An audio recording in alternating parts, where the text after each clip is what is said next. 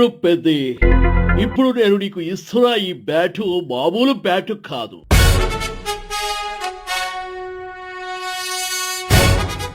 మన తరతరాలుగా తాత ముత్తాతల నుండి వస్తున్న వారసత్వానికి ప్రతీక.